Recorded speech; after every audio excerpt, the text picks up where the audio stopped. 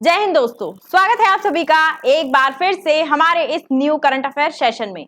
आज के सेशन में हम चर्चा करने वाले हैं चाइना की एक नई चाल सीपेक 2.0 के बारे में। सीपेक का दूसरा चरण ये भारत के लिए क्यों चिंता का विषय हो सकता है, क्या इससे भारत की कश्मीर और हिंद महासागर में रणनीतिक स्थिति कमजोर पड़ सकती है, इन सभी चीजों पर आज के सेशन में हम चर्चा करने वाले हैं। इससे पहले मेरी आपसे एक छोटी सी रिक्वेस्ट है, अगर आप इस चैनल पर नए हैं तो चैनल को सब्सक्राइब कर लीजिए, वीडियो को लाइक कर दीजिए, क्योंकि जितने लोग भी वीडियोस देखते हैं बहुत कम लोग होते हैं जो चैनल को सब्सक्राइब करते हैं। चलिए स्टार्ट करते हैं। चाइना पाकिस्तान इकोनॉमिकल कॉरिडोर यानी कि सीपेक के बारे में तो आप सभी ने सुना ही होगा, जो कि 2013 में स्टार्ट किया गया था।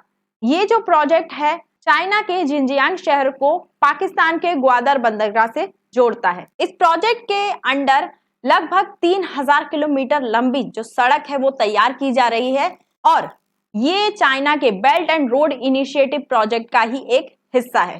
चाइना ने इस प्रोजेक्ट के तहत पाकिस्तान को इतना ज्यादा कर्ज दिया कि आज पाकिस्तान की हालत हम सभी के सामने है। देखिए, ये है मैप में सीपेक जो चाइना के जिनजियांग शहर को पाकिस्तान के ग्वादर पोर्ट से जोड़ता है। ठीक है, तो ये जो सड़क है लगभग 3000 किलोमीटर लंबी सड़क है और ये चाइना के बेल्ट एंड रोड इनिशिएटिव का ही हिस्सा है। सीपेक के जरिए पाकिस्तान को कर्ज मिला, लेकिन चाइना का भी इसमें फायदा है। चाइना इसके थ्रू हिंद महासागर और अफ्रीका तक अपनी डायरेक्ट पकड़ बनाना चाहता है, क्योंकि अभी जिस रूट का उपयोग चाइना ट्रेड के लिए करता है उसे भारत के जल क्षेत्र में होकर जाना पड़ता है और कभी अगर भारत ने इस क्षेत्र में रिस्ट्रिक्शन लगा दिए तो चाइना को ट्रेड में बड़ा नुकसान हो सकता है। और यही कारण है कि चाइना ने पाकिस्तान को इतना बड़ा कर्ज देकर इस प्रोजेक्ट को स्टार्ट किया। अब इसी प्रोजेक्ट का जो नेक्स्ट फेज है चाइना लॉन्च करने वाला है। तो हम ऐसा कह सकते हैं कि जो सीपेक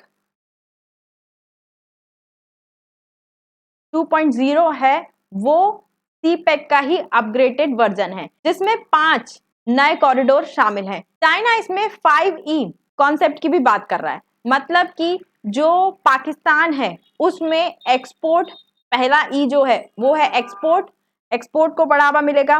दूसरा ई पाकिस्तान, एनर्जी, एनवायरमेंट और इक्विटी, इन सभी क्षेत्रों को बढ़ावा दिया जाएगा पाकिस्तान में। इसके अलावा एग्रीकल्चर और आईटी सेक्टर को भी मजबूती मिलेगी इस प्रोजेक्ट के थ्रू। तो चाइना का कहना है कि सीपेक 2.0 के जरिए वो पाकिस्तान को और ज्यादा कर्ज दे रहा है ताकि इन सभी सेक्टर को पाकिस्तान में मजबूती मिले। लेकिन हम सब जानते हैं कि जो चाइना है कर्ज देकर जो देश है उनकी इकोनॉमी पर वार करता है, जैसे कि पाकिस्तान को सीपेक के जरिए चाइना ने जितना भी कर्ज दिया उसका पाकिस्तान को कुछ ज्यादा लाभ नहीं हुआ, बल्कि जो पैसा आया था पाकिस्तान में वो उल्टे पांव चाइना ही वापस लौट गया। कैसे लौट गया? क्योंकि जो प्रोजेक्ट है उस पर जो काम कर रहे वर्कर थे वो चाइनीज ही वर्कर थे। इस वजह से जो पाकिस्तान है उसको इससे कुछ ज्यादा फायदा नहीं हुआ। और जो सीपेक 2013 में स्टार्ट किया गया था वो भी अभी तक पूरा कंप्लीट नहीं हुआ है। ये जो दूसरा प्रोजेक्ट है ये केवल पाकिस्तान पर एक आर्थिक दबाव बढ़ाने की एक चाल है चाइना की, क्योंकि अगर चाइना को इस 3000 किलोमीटर की जो रोड है जो कि पूरे पाकिस्तान से होकर गुजरती है उस पर अगर अपना पूरा नियंत्रण स्थापित करना है तो उसे और भी ज्यादा पाकिस्तान को कर्ज में डुबोना होगा, ताकि उस कर्ज को पाकिस्तान चुकाने की हालत में ही ना रहे। लेकिन अगर हम चर्चा करें कि इस प्रोजेक्ट सीपेक 2.0 से भारत को क्या परेशानी हो सकती है, तो हम सब जानते हैं कि जो सीपेक प्रोजेक्ट है चाइना का, जो पहला प्रोजेक्ट है चाइना पाकिस्तान का, वो भारत के क्षेत्र पीओके से होकर गुजरता है, जिसके लिए भारत पहले ही अपनी आपत्ति दर्ज कर चुका है। एक विवादित क्षेत्र से दोनों देशों का प्रोजेक्ट होके जा रहा है, जो कि हमारी इंटरनल सिक्योरिटी के लिए भी एक बड़ा खतरा हो सकता है। देखिए, ये जो हिस्सा आपको दिख रहा है ये भारत का ही क्षेत्र है जिस पर अभी पाकिस्तान का कब्जा है और यहीं से होकर ये जो रोड है सीपेक वो जा रहा है। और जब से ये प्रोजेक्ट इस क्षेत्र में आया है तब से चाइना की जो पकड़ है इस क्षेत्र में और भी ज्यादा मजबूत होती जा रही है।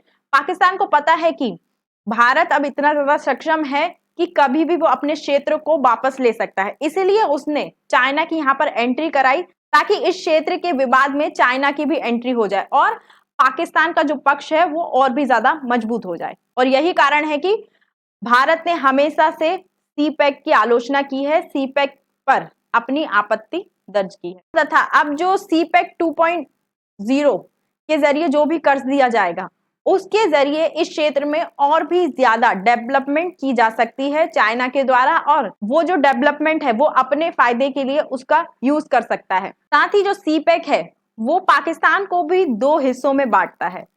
मान लीजिए कि जो पाकिस्तान है वो कभी भी कर्ज चुकाने के लायक ही ना बचे, जिस प्रकार से श्रीलंका को हम्बन टोटा बंदरगाह के लिए चाइना ने जितना ज्यादा कर्ज दिया था, उस कर्ज को जो श्रीलंका है वो चुका नहीं पाया। तो हम्बन टोटा बंदरगाह को जब चाइना 99 साल की लीज पर ले सकता है, उसी प्रकार से जब पाकिस्तान इस कर्ज को नहीं चुका पाएगा तो पाकिस्तान के 2 टुकड़े भी हो सकते हैं और इस क्षेत्र पर पूरी तरीके से जो चाइना है उसका कब्जा हो सकता है।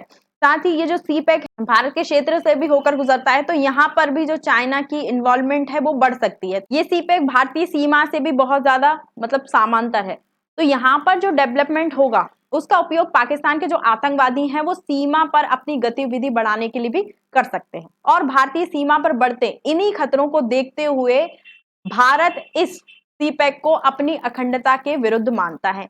भारत ने कई बार पाकिस्तान को इसके लिए चेताया है, लेकिन पाकिस्तान कभी बाज नहीं आता। लेकिन चाइना केवल कर्ज देकर पाकिस्तान को अपने जाल में और भी ज्यादा फंसाना चाहता है ताकि वो सीपैक पर पूरा कंट्रोल कर पाए। तो दोस्तों, आपकी क्या राय है? क्या सीपैक 2.0 से पाकिस्तान और भी ज्यादा कंगाल हो जाएगा?